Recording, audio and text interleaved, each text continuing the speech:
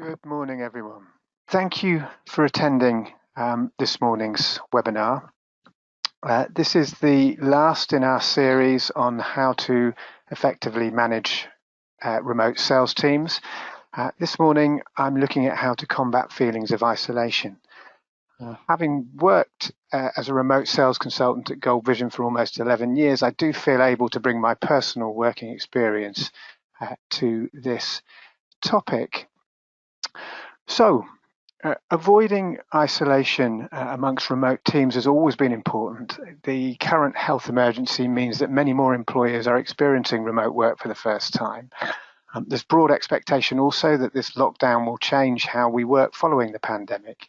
Many companies might grow more accustomed to remote working, relaxing policies for people to stay at home, working some days of the week, perhaps as a works benefits package or something like that. And others may entirely move to a remote setup. So managing feelings of isolation will continue to be vital for the success of remote working teams. This morning, I'm going to look at some of the key elements that can support remote sales teams.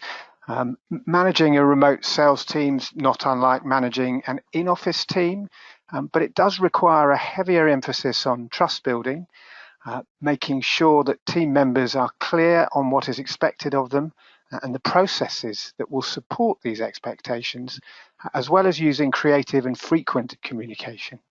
Of course, technology tools have a big role to play in this as they assist keeping us all connected.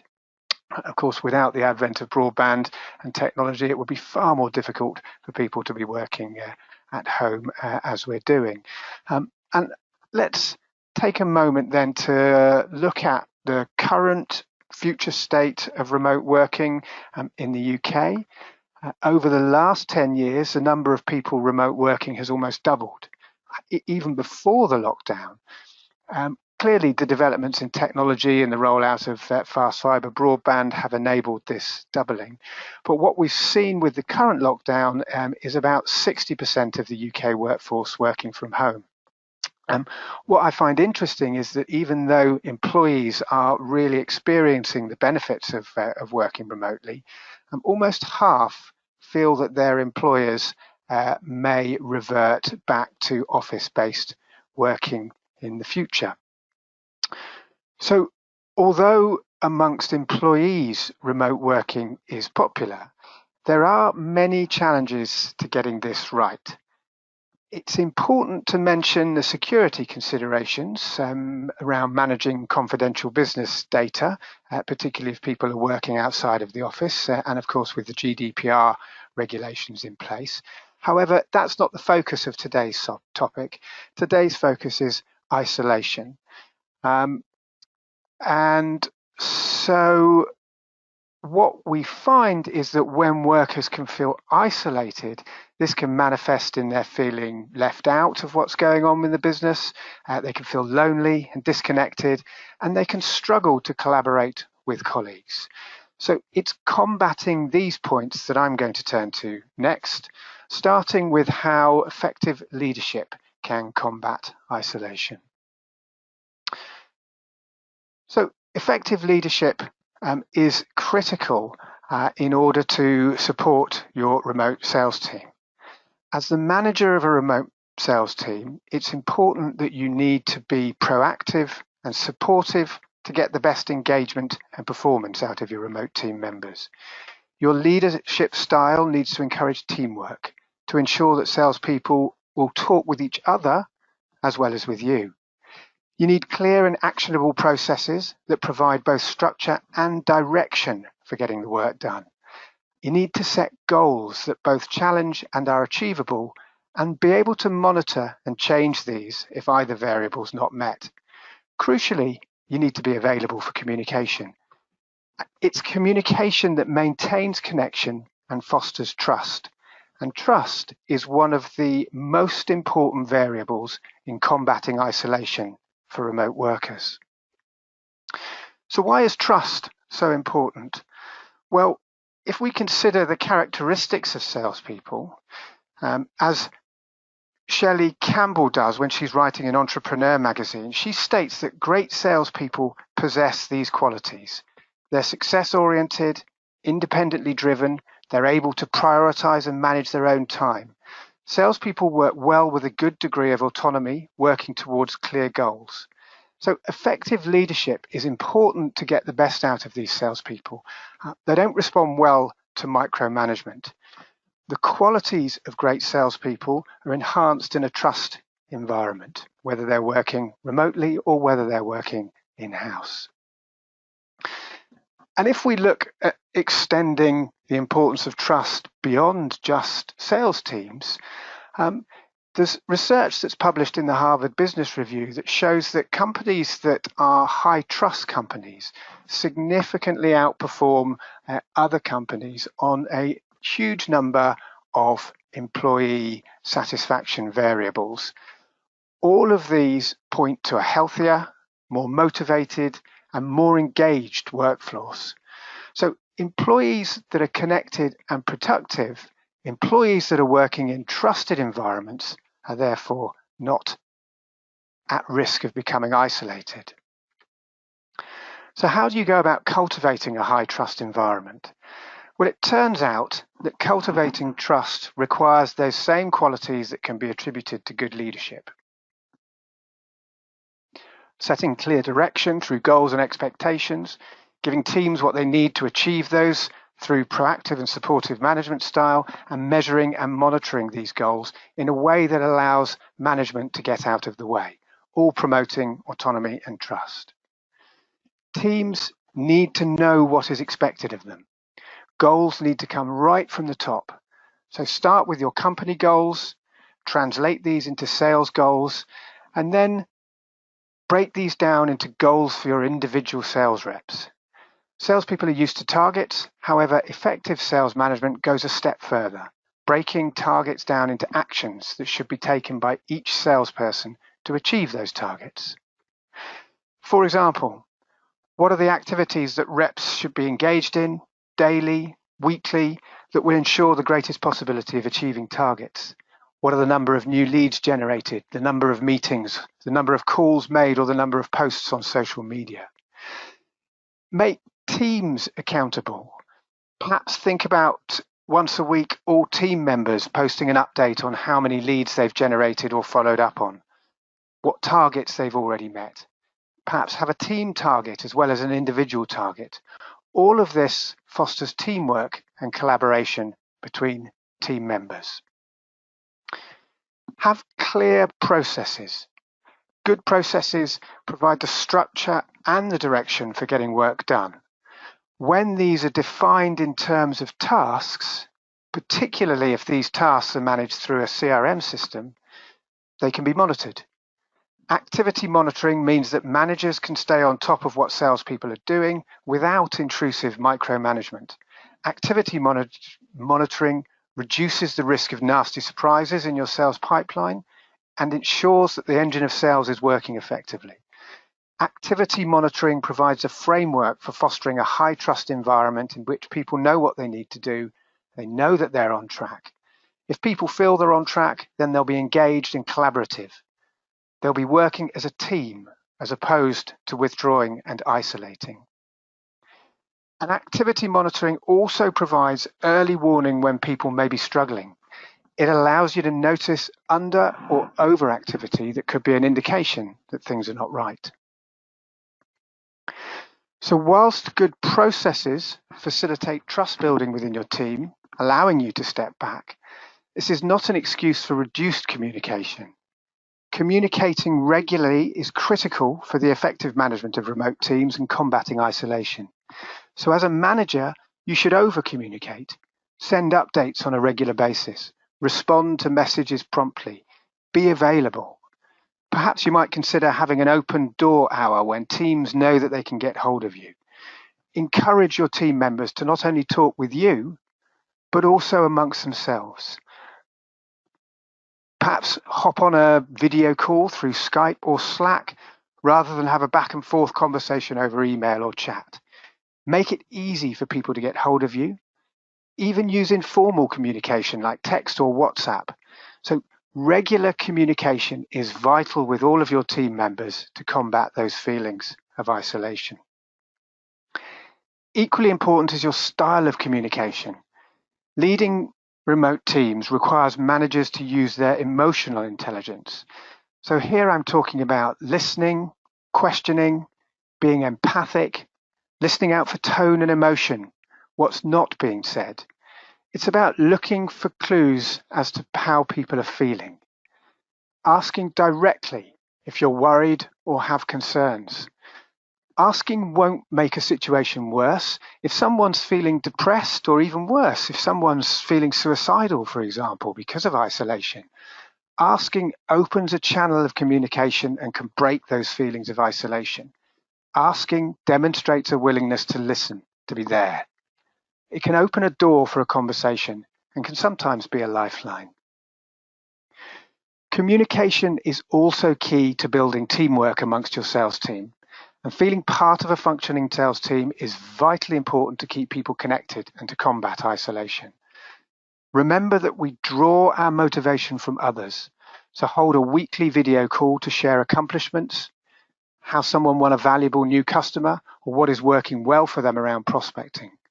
The more accomplishments that you share, the more enthused each salesperson will feel to succeed. Holding regular meetings stimulates people and keeps them feeling connected. Meetings are also great for brainstorming on strategies or challenges.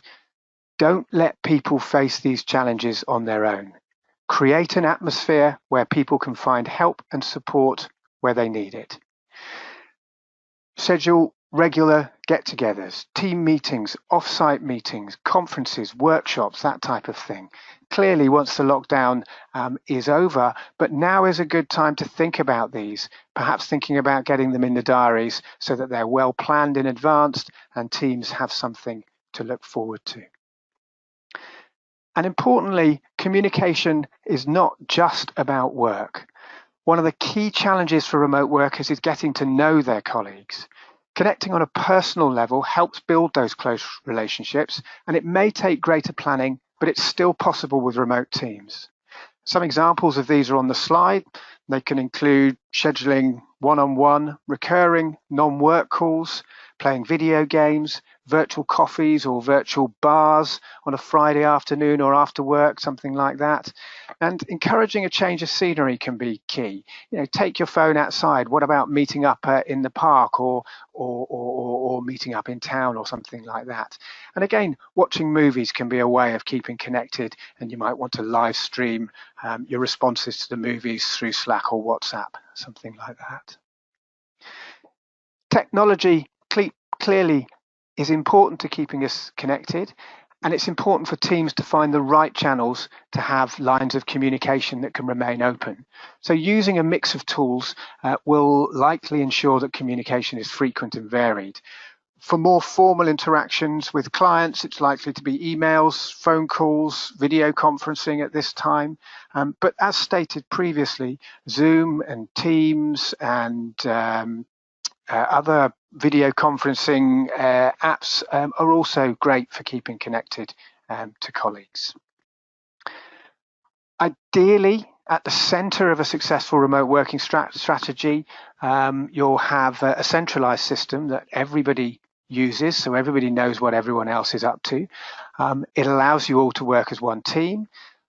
It gives you visibility over customers and how they're interacting with other teams in your business, which will be far less easy if people are working in a distributed way.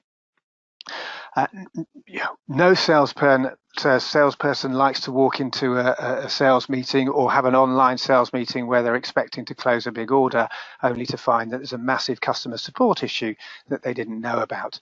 So a CRM system can allow them to see exactly what's happening across your customer, across the business. Used effectively, CRM can hold the goals of your sales team as targets. It provides the tool that allows them to meet these targets: prospecting, managing calls and meetings, delivering quotes, closing deals.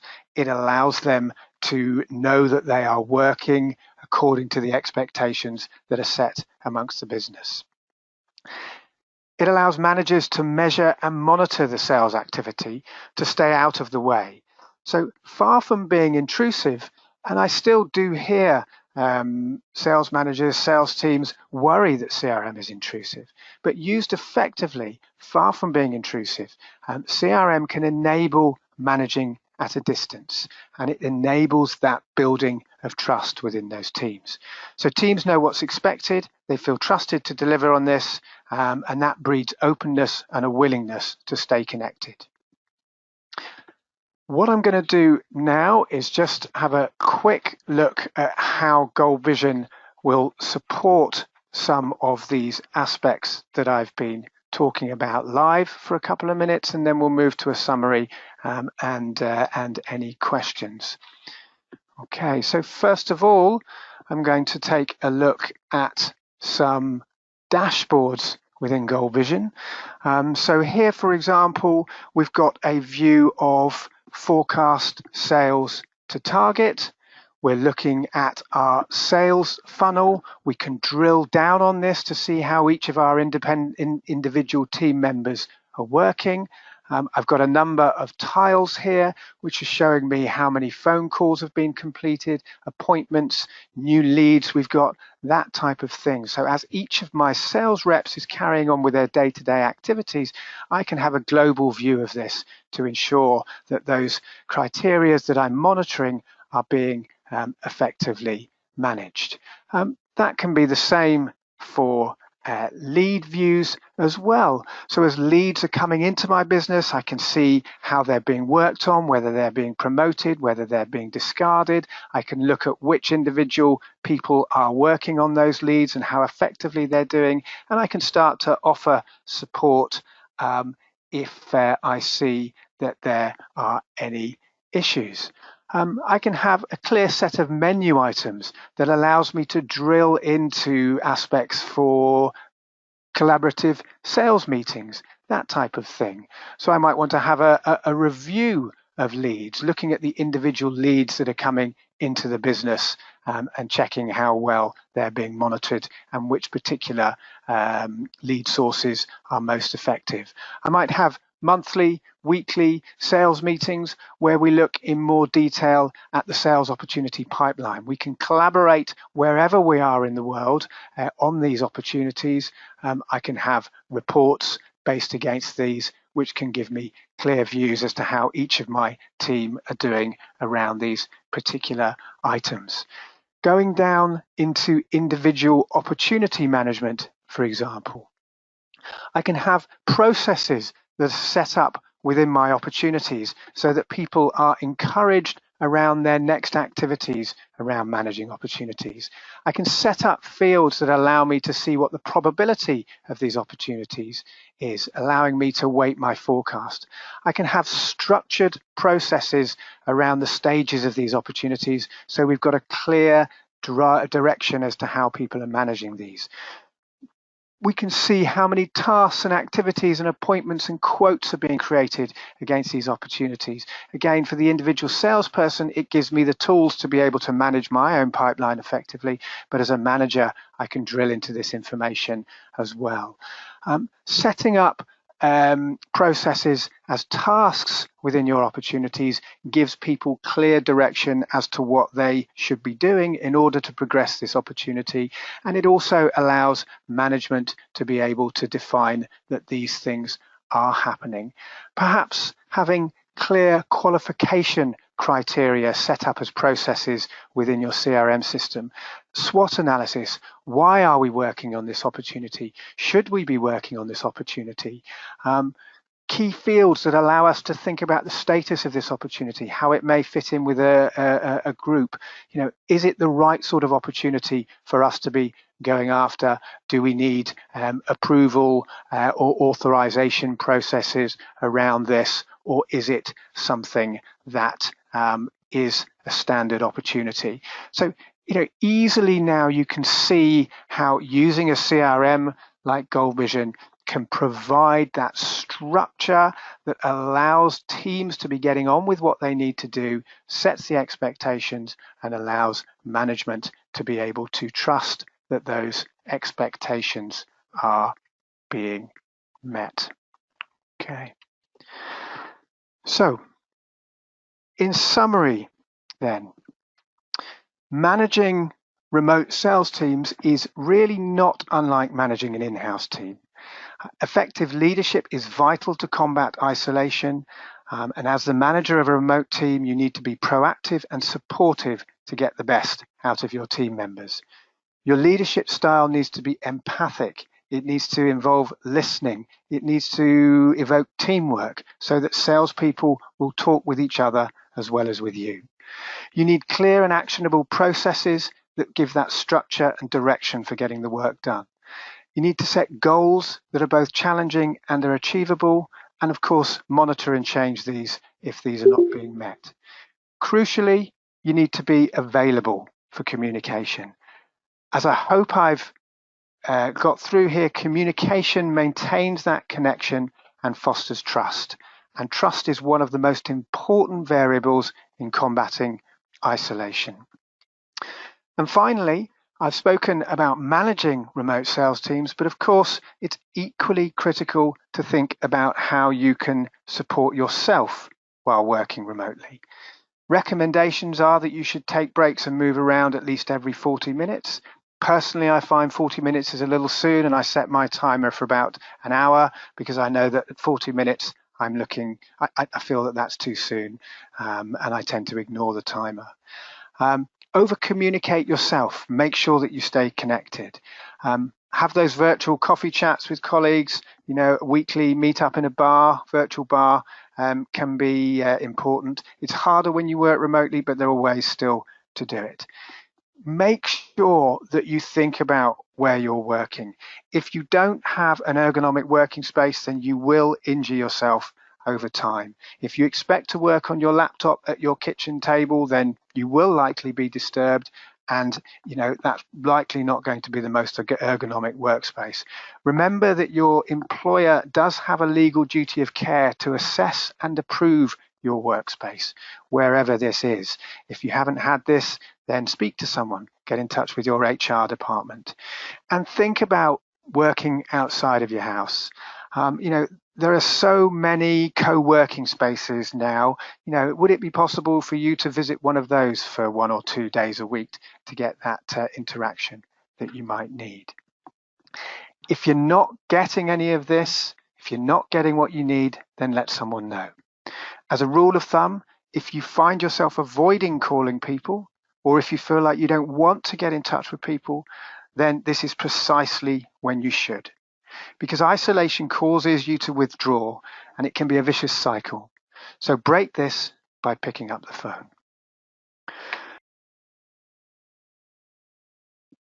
Okay, we've got a couple of minutes left before the end of our session. So clearly you can see the contact details on this slide.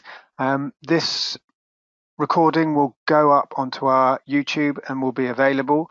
If you need to get in personal contact with me, then you can connect with me on LinkedIn or pop me an email directly. I'd be happy to answer any more questions offline.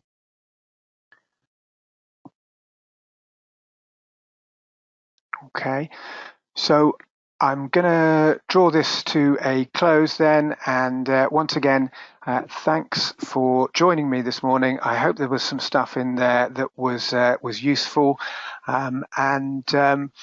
yeah, I wish you all the best in either managing remote work teams or working remotely. Clearly, most of us are doing that, and hopefully getting the benefits of that.